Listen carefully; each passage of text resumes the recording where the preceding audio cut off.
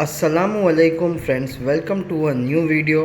हम लोग हैं silver agro and goat farm पे एंड हम लोग अबू बकर भाई के साथ में जैसे हमेशा की तरह कुछ नई बातें सीखेंगे रिलेटेड गोट फार्मिंग। अस्सलामुअलैकुम भाई। वालेकुम सलाम। भाई सबसे पहले तो आपके फार्म पे आज बकरे देखे हमने, दुम्बे देखे, अल्हम्दुलिल्लाह काफ़ी मज़ा आया। हम लोग एक टॉपिक पे जो पहले भी बात कर चुके हैं सरसरी तौर पर लोगों को जानना ज़रूरी है कि गोट फार्म अगर किसी को खोलना है तो क्या चीज़ों पे ज़्यादा तवज्जो देनी होती है। देखो बेसिक जो है ना, मैं अपने तजुर्बे के हिसाब से आसिफ में बताता, लेकिन मेरी बातें जो है ना, ये लफ्ज़ आखिर नहीं है कि जो मैं बता दिया इससे आगे कुछ नहीं हो सकता है। लोग मुझसे बेहतर भी जानते हो, जी लेकिन मेरी नॉलेज के हिसाब से ना 8 चीज़ें के ऊपर जो भी गोट फार्मिंग कर रहा है, 8 चीज़ों के ऊपर अगर उसका कंट्रोल रहेगा ना, तो ये काम वो आसानी से कर सकता है और प्रॉफिटेबल कर सकता है, नफ़े के साथ कर सकता है। 8 चीज़ों पे इसको कमांड होना चाहिए, यानी नॉलेज हो। जी ये चीज़ इसमें सबसे पहले तो है ना, बकरे लाने का पालने का पूरा नॉलेज इसको, यानी गोट फार्मिंग की पूरी नॉलेज। एक होता है शौक जी और एक होती नॉलेज। शौक में आदमी क्या करता है, अक्सर करके है ना पैसे लगा देता है और जानकारी वाले के ऊपर पैसे लगाते हैं। समझो भी मेरा कोई फ्रेंड सर्कल है, जी कोई फ्रेंड को शौक है, बकरे ला रहा है, बेच रहा है, इक्का दुक्का 2 5 10 बेच रहा है। अब मेरे पास पैसे हैं लेकिन शौक भी है, लेकिन नॉलेज नहीं है, तो मैं क्या कर रहा हूँ, उसके ऊपर पैसे लगा रहा हूँ। बराबर। तो ऐसे लोगों का अक्सर मैंने देखा हूं ना कि 100%, बल्कि 99 भी नहीं, 100% फार्म बंद हो जाता है। ये चीज इसमें ने सबसे बड़ा, तो इसके लिए सबसे मेन जो है ना नॉलेज, अपने अंदर नॉलेज होनी चाहिए। दूसरा जमीन, तीसरा जो है ना मैन पावर, तुम्हारे पास जो आदमी बकरों की देख रेख का वो कितना कैपेसिटी वाला है, ज़मीन कैपेबल है। खुद की होना ज़रूरी है ना। बेस्ट है खुद की जमीन। देखो आज ऐसा है ना कि आज अभी अपनी खुद की जमीन पे बैठे हुए, जी आज 10 साल में, 10 साल 15 साल यूं ही शौक पूरा करते करते गुजर जाएगा। नफा आया क्या या पता नहीं आखिरी में, लेकिन कल को जब बच्चे मेरे इधर आएंगे तो बोलेंगे यार इतनी महंगी हो गई जमीन। तो जमीन की चीज ऐसी एक चीज है ना कि वो तो कीमत बढ़ती रहेगी, जी और इंशाल्लाह। भाड़े पे आदमी रहेगा तो वो यानी बहुत यानी फायदे ही नहीं उसको, ऐसा है। चौथा जो है ना मेडिसिन, दवा के बारे में। पांचवा परचेस टाइम, कौन से टाइम पे मैं जंगल से माल खरीदूं, जी ये सबसे मेन है। फिर छठा जो है कॉस्टिंग। कॉस्टिंग मतलब है मेरे को क्या क्या पर्पस पे सेल करना है, क्या खर्चा है क्या नहीं, क्योंकि देखो इसमें धोखा नहीं करना है। तो इसके लिए कॉस्टिंग कितनी अपनी कम से कम बढ़िया है ये बिठाना है। सातवां जो है ना सेल पावर, कि मैं माल तो अच्छे से अच्छा तैयार कर लिए, मालूम पड़े तुम्हारे पास ग्राहकी नहीं बेचने के लिए, अब वीडियो के सहारे हो, इसके सहारे हो, उसके साथ नहीं, तुम्हारा खुद का भी नाम होना चाहिए कि भाई लोग तुम्हारे नाम पे ट्रस्ट पे आए लोग लेने के लिए। सही बोल। तो सेल पावर होना चाहिए। चौथा जो, आठवां जो है ना कि बकरों का कॉस्ट, खर्चा, चारा, कि पूरे साल में बकरा क्या खाए, कम से कम खर्चे में हेल्दी फीड खा ले। तो ये 8 चीजें हैं। आठ आठ चीजों के ऊपर अगर किसी को कमांड आ गया ना, वो गोट फार्मिंग अच्छे से कर सकता है और अच्छे से प्रॉफिट भी कर सकता है। लेकिन ये 8 चीजों की उसको फुल नॉलेज हो, इसके लिए उसको सीखना जरूरी है।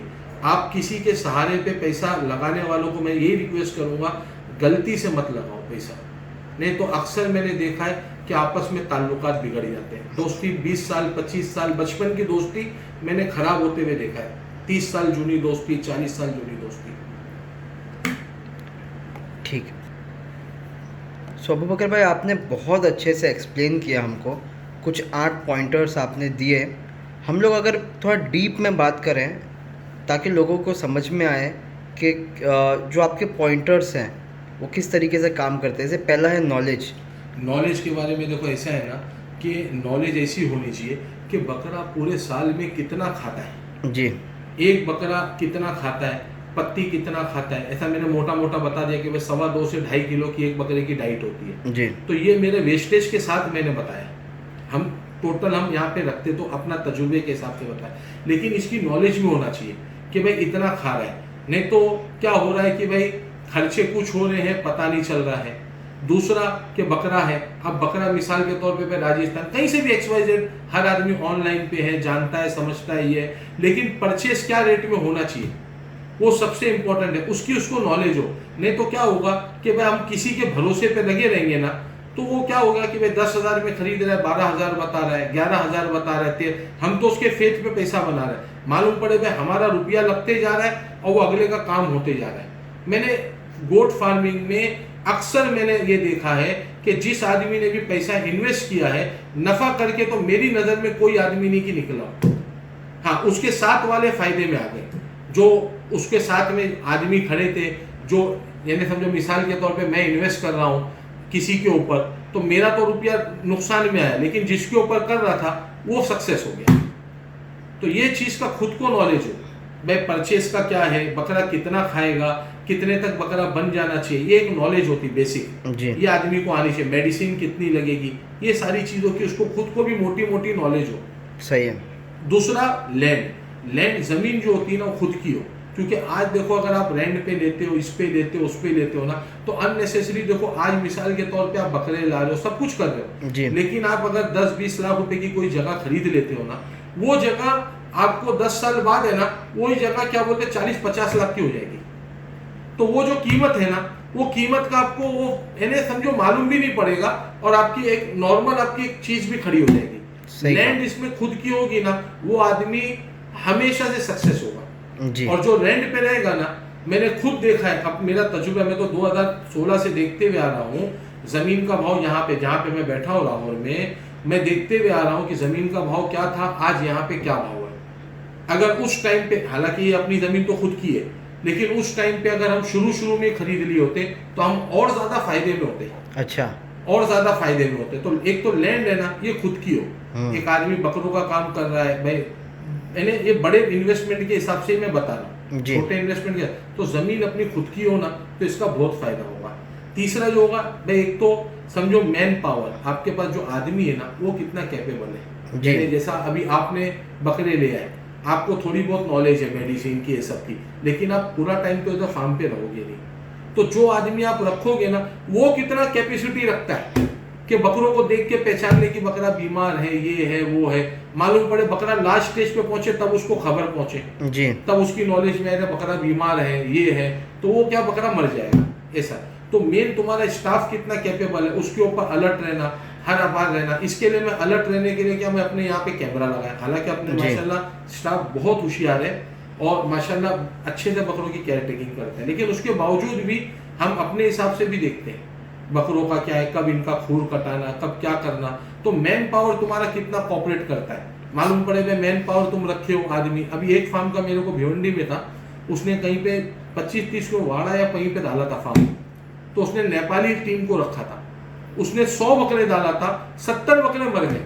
बाद में पता चला कि वो जो नेपाली जो था रात को नशा कर लेता था और बकरों को उठा के पटकता था, फाइटिंग करता था, ये सब इन्हें वो बहुत नुकसान हुआ उसको।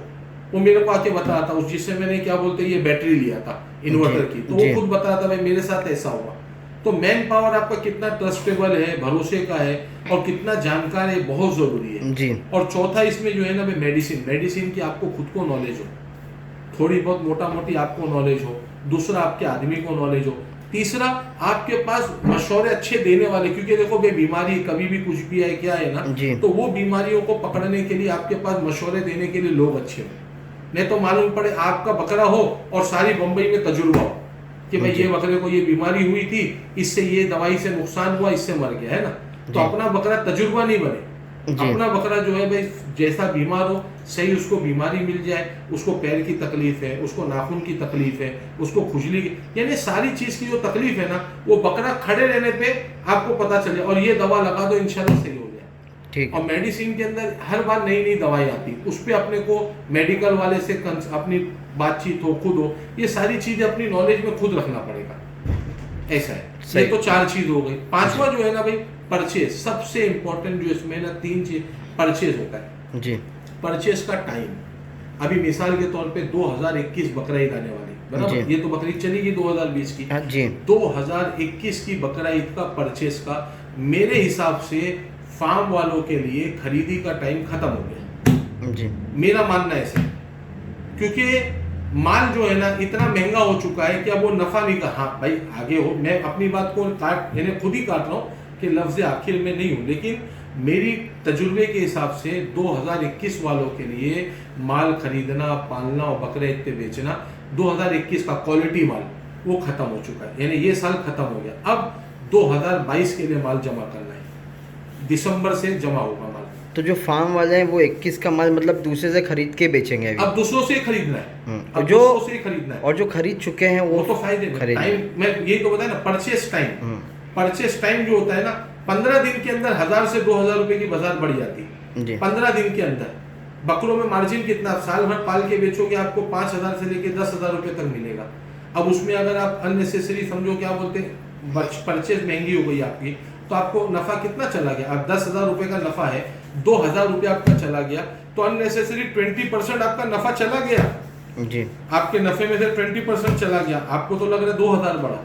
तो ये परचेस टाइम जो होता है ना, बहुत इंपॉर्टेंट होता है। जी इसके बारे में ये तो तजुर्बे के साथ आएगा, इसमें क्या मैं खुल के इसलिए नहीं बता पाऊंगा कि मैं, हमारा वो थोड़ा सा सीक्रेट रहता है ना। जी बात ये बता दिया।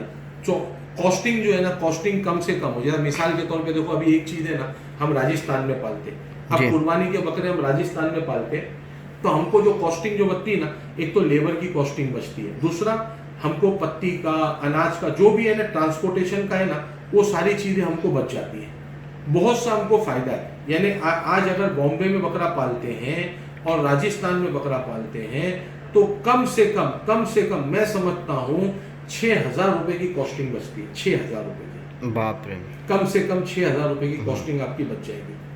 तो मेन जो है ना कॉस्टिंग आपको, क्योंकि देखो आप ये समझ लो, एक आदमी राजस्थान में बकरा पाल रहा है, एक आदमी फार्म पे बकरा पाल रहा है, ये दोनों का माल देवनार के अंदर बकरा ईद पे सेम भाव पे टकराएगा। वो आदमी भी माल ला के बेच देगा, तुम भी माल। अब जब तुम 6,000 रुपया पहले से प्लस चल रहे हो, तो देवनार वाले के सामने तुम कैसे टिक पाओगे, कम्पीट नहीं कर पाएगा आदमी। हाँ, ये बात और है कि भाई फार्म के एक्सपेंसेस ज्यादा है, लोग भाव देते हैं क्योंकि वो 6,000 में सारी फैसिलिटी आ गई, लेकिन 6,000 रुपया कवर करना, फिर उसके बाद अपना मार्जिन रखना, ये बहुत बड़ा चैलेंज होता है। सही कहा आपने। इसके लिए फार्म और देवनार का रेट मैच नहीं होता है जी, क्योंकि एक आदमी खुद ही मेहनत कर रहा है, लेबर नहीं लगाया, खुद ही मेहनत कर रहा है, खुद ही कर रहा है, बकरीद पे लाके बेच दिया जी। और एक आदमी दूसरों से करा रहा है, फार्म लेके बैठा है, ये सब बैठा है, वो सारे खर्चे वो सारा बकरों पे जोड़ दिया। अगर रेंट पे बैठा हुआ है तो जो भाड़ा भर रहा है साल का 5 लाख 6 लाख, वो सारा बकरों पे जोड़ दिया, तो दे ही नहीं पाएगा वो। तो ये मेन है ना, ये कॉस्टिंग अपनी कम होगी कि हम राजस्थान में कहीं पे रखें, कुछ करें, वो अपने हिसाब से सेटिंग होती है। अभी मैं अपने बकरे वहीं पालता हूँ, वहां से बकरे रमजान के टाइम पे लाता हूँ। बाकी इधर पे जिनको शौक होता है पलाई का, वो, क्योंकि भाई बम्बई भी एक ऐसा इलाका है, बम्बई नहीं हर शहर मैंने देखा है, हर शहर के अंदर पालने वाले लोग हैं और बकरे अच्छे से पालते हैं। लेकिन क्या हुआ, बम्बई एक ऐसी जगह है कि पालने का शौक है लेकिन जगह नहीं है, जगह की किल्लत हो गई है, बीएमसी परेशान करती है, आजू बाजू वाला कोई कंप्लेंट करे, तो उसके लिए फार्म बना हुआ है कि भाई तुम अपना शौक भी पूरा करो और फार्म पे बकरे डालो। तो उनको वो ये देखा जाए तो सस्ता पड़ता है। आज 2 बकरा तुम पाल रहे हो बम्बई में, एक आदमी रखो 10 से 12,000 15,000 पगार ले लेगा, उतने में तो तुम 4 बकरे यहाँ पे पलाई पे दे दो जी। तो ये खर्चा के हिसाब से ना ये कॉन्सेप्ट फार्म का यहाँ पे। बाकी एक कॉस्टिंग तुमको ध्यान रखनी, फिर सेल पावर, आप अच्छे से अच्छा बकरा खरीद लो, अच्छे से अच्छा पाल लो, लेकिन तुम्हारी कीमत सिरोही बकरे के साथ खड़ी कर दी जाएगी। अभी ये बकरा ईद का तजुर्बा बता रहा हूँ, साकी नाका में हमारे जानने वाले थे, 3 लोगों ने बकरे उतारे, पीपाड़ के थे, तीनों लोगों ने उतारे बकरे। एक का माल एकदम हल्की क्वालिटी का, एक का मीडियम और एक का एकदम बोले ना 1 नंबर सोजत की क्वालिटी का माल, लेकिन तीनों का माल बिका 400 रुपए से। तीनों का, सबसे हल्की क्वालिटी वाला तो अच्छा रुपया कमाया, मीडियम वाला तो राजी रहा, जो सबसे हैवी क्वालिटी था वो 500 रुपए की कीमत मांगता रह गया। आखिरी में जब देखा कि भाई बाजार गिर रही है, उसने भी सारी रस्सी 400 में छोड़ दी। तो आदमी जो लेने वाले नए होते हैं ना, उनको कुछ नहीं समझे क्या है क्या नहीं। तो आप अच्छी चीज लो या बुरी चीज लो, आपका सेल पावर कितना होना है वो मेन आपका रखता है कि आप ग्राहक को कन्विंस कर लो कि भाई ये क्वालिटी अच्छी है, ये वो। तो सेल पावर सबसे मेन होता है इसमें, सेल पावर भी एक है। और सबसे मेन चारा, कि आप चारा ऐसी कॉस्टिंग है ना, देखो इसमें जो बकरों पे जो नफा होता है ना, 3 से 4 हजार पूरा साल पालने पे तो कुछ को भी मिल जाएगा। आप 100 बकरा पालोगे, अगर 3 लाख रुपया 4 लाख मिला तो आपको क्या मिला, कुछ भी नहीं मिला इतनी मेहनत करके। अब इसमें नफा जो बढ़ता है ना, 3 चीजों से बढ़ता है। एक तो गोट के परचेस, आपने 1000-2000 कम कर लिया। दूसरा आपका चारा, आपने कम से कम खरीद लिया। जैसा मिसाल के तौर पे अभी जैसा मकई है, अब मकई का जो वाशी का रेट मुझे नहीं पता, जी 16, 17, 18, 20 जो भी रेट हो, अब ये जैसे इसका सीजन आएगा ना, नवंबर में इसका सीजन आएगा, सीजन में आप पूरा स्टॉक पूरा 6 महीने का कर लो। अच्छा ये आपका तकरीबन समझो मेरे को 20 टन माल लगा अगर मकई 5 हाँ। महीने में, मैंने 5 रुपया सस्ते से खरीदा, मेरा 1 लाख रुपया हो गया फायदा। अब 1 लाख मतलब हो गया मेरे को 100 बकरे पीछे 1000 रुपया नफा हो गया। पत्ती अपने को मिलेगी साल के 12 महीना 24 रुपया, 25 रुपया, 30, जैसा रेट अप डाउन होता है। यही दिसंबर के महीने में 11 रुपया, 12 रुपया, 10 रुपया टच करती है। उस टाइम पे आप साल भर का स्टॉक करके रख लो, सही है। आपको 4 से 5 रुपया बच गया। आपको अगर 50 टन लगती है तो 50 टन में 5 रुपया बचा, 2.5 लाख रुपया, 2,500 रुपया बकरा पीछे ये बच गया। अभी जौ है, जौ आज के टाइम पे रेट होगा 18 रुपया, 20 रुपया, जो भी रेट होगा, आप समझ रहे, लेकिन परचेस पावर हो, जब सीजन आए उस टाइम पे खरीद लो। सही कहा आपने। 5 से 7 रुपया डाउन में रहती है जैसी नई फसल आती है, अब उस टाइम पे आप सारा चारा खरीद के रख लो। तो ये जो चीजें है ना, ये आपकी कॉस्टिंग पे बहुत इफेक्ट करेगी, बहुत ज़्यादा। ये सारी चीजें जब आदमी ध्यान में रख के करेगा ना, खिलाना कितना, कैसे बकरों को तैयार करना, ये तो बेवकूफाना बातें। बकरे को कैसे तैयार, बकरा किसी के हाथ में तैयार करना नहीं है, ये बहुत बड़ी बेवकूफ़ी वाली बात है। कितने बड़े से बड़े उस्ताद को मैंने देखा उनके हाथों में बकरों को मरते हुए, और कितने बड़े से बड़े बकरे पालने वालों को देखा हूँ। मैं तो घूमता हूँ ना, भाई ये बकरा लाया था नहीं बना, तो भाई उस्ताद था तो क्यों नहीं बना पाया बकरे को। तो ये बेवकूफ़ी, आप मेहनत करो, रिजल्ट अल्लाह देगा इंशाल्लाह। बाकी ये मत सोचो कि बकरा कैसे, टाइम टू टाइम बकरों को खाना देना है, पानी देना है, आप करो। ये सारी चीज़ें आपको नॉलेज पहले ले लो, उसके बाद गोट फार्मिंग का आप काम करो। नहीं तो क्या होगा, हर साल में 100 गोट फार्म मेरी नॉलेज में खुलते हैं। यानी मैं जहाँ पीपाड़ में नॉलेज रहता है ना, नए नए लोग पहुँचते हैं। अभी 2 साल पहले महाराष्ट्र वाले शेतकरी लोग धूम मचाए थे, आज एक शेतकरी महाराष्ट्र का कोई नहीं जा रहा है। क्यों नहीं जा रहा भाई, नहीं समझती, बस खाली बस ये था कि काम करना है, करना करना, भागे, माल लेकर है, नुकसान हो गया, खत्म, बैठ गए चुपचाप। तो 100 फार्म खुलते हैं जिसमें से 97 बंद हो जाते हैं। ये चीज़ों की जानकारी लिए बगैर करना। अब ये कोई बोले कि भाई मेरे को फ़ोन करके मुझसे मैं किसी को जानकारी, मैं तो ये वीडियो में बता दिया, बाकी आदमी अपने तजुर्बे से सीखे। मैं किसको इधर बिठा के सिखा नहीं पाऊंगा, बेसिक मैं अपना तजुर्बा आपके साथ शेयर किया। और मैं लफ्ज़ आखिर नहीं हूँ कि मैं जो बोल रहा हूँ वही है, बल्कि और लोगों से बात करेंगे ना तो इंशाल्लाह और बेहतर तरीके से लोग बताएंगे। मैं खुद लोगों से सीखता हूँ, ठीक, मुझे भी कोई बताएगा मैं भी सीखूंगा इंशाल्लाह, और तजुर्बा होगा मेरा, है ना जी। बहुत बहुत शुक्रिया, आपने काफ़ी ओपननेस से बताया हमको ये सारी बातें। होपफुली लोगों को इससे बहुत सीखने मिला होगा। Thank you so much. अल्लाह हाफिज़।